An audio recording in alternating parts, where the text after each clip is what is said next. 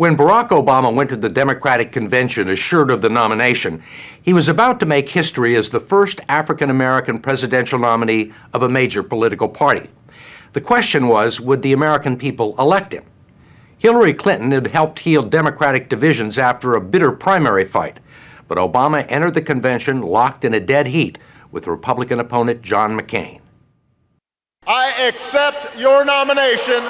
Obama's acceptance speech attracted 84,000 people to Invesco Field in Denver and another 40 million to their television sets all across America, more people than watched the opening ceremony of the Olympics.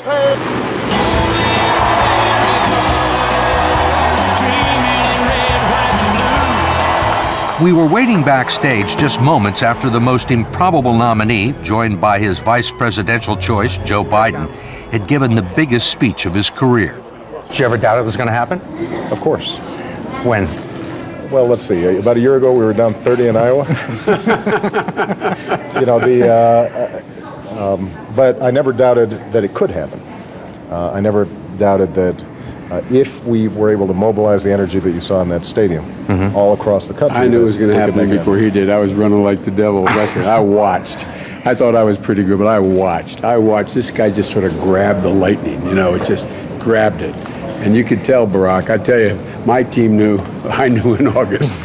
Steve, good to see you. By the time we continued the conversation with them the next day in Pittsburgh, the political landscape had already changed. Some of life's greatest opportunities come unexpectedly. That morning, Senator John McCain tried to steal the Democrats' thunder by announcing that Alaska Governor Sarah Palin would be his running mate. What do you think of Senator McCain's vice presidential choice? She seems to have a compelling life story. Obviously, she's a fine mother and a up-and-coming public servant. My sense is that she subscribes to John McCain's agenda. Does the fact that he chose as his vice president someone who has less experience than you take that weapon out of his arsenal? Well, I think that's a good question to address to Senator McCain. For Joe Biden, it wasn't a question of being unknown by the public, but rather of being too well known. I mean, you have had, you from time to time put your foot in your mouth? Sure I have. I'm certain that Senator Obama was aware of that. I'm confident. Everybody's aware of it. Right. But Biden brought strengths too, foreign policy experience and a connection to the blue-collar workers in states like Ohio and Pennsylvania that Obama failed to win over during the primaries. You even tried bowling. Now, time out a second. My question is, Senator... I've got to defend my bowling honor here. It is true that my bowling score left something to be desired. The reason I was there was to campaign, and we had great fun. But here's the bottom line. I wouldn't have been elected to the United States Senate out of Illinois, which is 12% African American, if I didn't have some broad appeal. So the mythology that's developed that somehow I can't get those votes is refuted by the very fact that I'm sitting in this chair. A few weeks later, we caught up with Obama campaigning in Elko, Nevada, a heavily Republican mining town of 20,000 people in a remote corner of a state with only 5 electoral votes. It was not the kind of place you would expect to find a Democratic presidential candidate with 47 days left till the election. But this was Obama's 3rd trip, hoping to scrounge a few thousand votes that might make the difference in carrying this battleground state and put him in the White House. John McCain actually said that if he's president, he'll take on, and I quote, the old boys network in Washington. I'm not making this up. This is somebody who's been in Congress for 26 years. The old boys network. In the McCain campaign, that's called a staff meeting.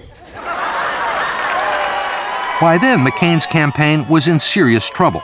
The emerging crisis on Wall Street had broken his post-convention momentum.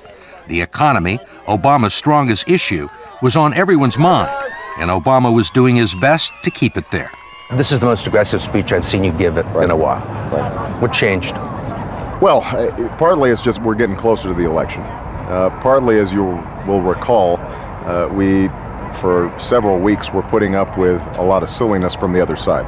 Britney Spears ads, We were talking about lipstick and pigs, and one of the things that we felt very strongly was that we had to make the contrast between John McCain's economic agenda and ours very clear. Thank you, guys. That clarity was in part responsible for Obama's resurgence in the polls. McCain, saddled with the unpopularity of the Bush administration and much less money to spend, would never regain the lead. But there were still questions about Obama's lack of executive experience. Why do you think you'd be a good president? Well, I think that when you think about the challenges we face, these are challenges that require us to look forward and not backwards. Yeah, I just, why you? I mean, why do you think you would be a good president? Well, I was going to get to that. Oh, okay. Go ahead.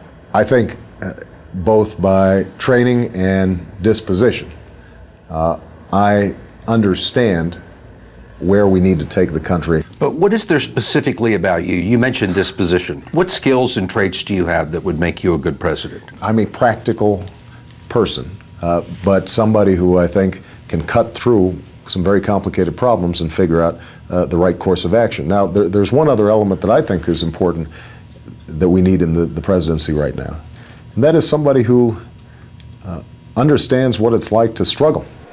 On Election Day, Obama took states the Democrats hadn't carried in decades, including Indiana, North Carolina, Virginia, and Nevada. And on an unseasonably warm and thoroughly historic November night, he appeared before hundreds of thousands of people at Grant Park in Chicago as the President-elect of the United States. Change has come to America. 2 hours after the speech, once and future spokesman Robert Gibbs, who had lost his voice that night, reflected on the campaign strategy.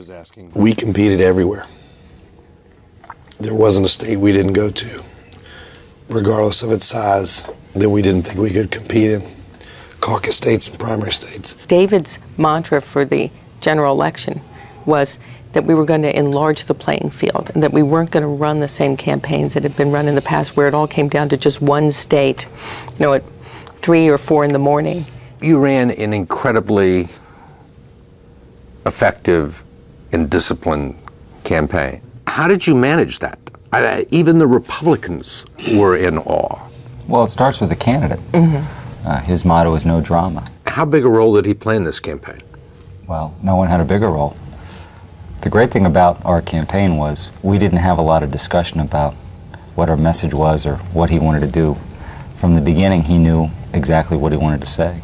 And it's one of the reasons we were successful. A lot of campaigns will spend hours every day wondering about how to change their message. And he was pretty clear about what he wanted to say, where he wanted to take the country, and either people would accept it or they wouldn't.